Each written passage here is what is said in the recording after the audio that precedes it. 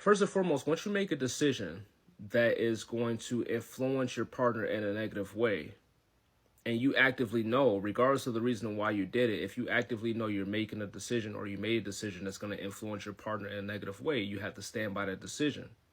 You can't recant, you can't apologize. You chose to make a decision as an adult, right?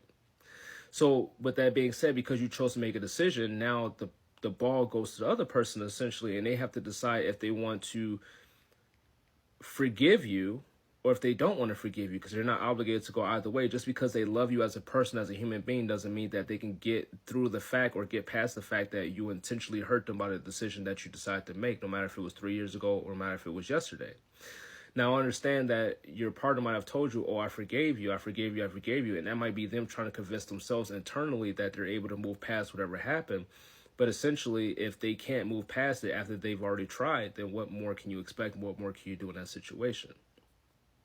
So when your partner decides to divorce you because they can't get past the fact, because there's still triggers, or because they haven't worked through these things with you or with a therapist or within themselves, they just can't convince themselves that this is something that they're able to stay in and navigate with you, because they can't get over what happened, because the thought is a constant reminder every time they approach you or every time they're with you.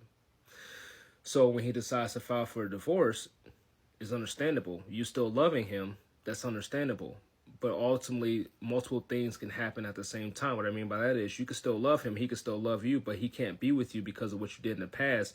And you want to be with him regardless of what you did in the past, but because he can't forgive you, you two can't be together under these circumstances. No matter how bad you want to be with him, he can't be with you.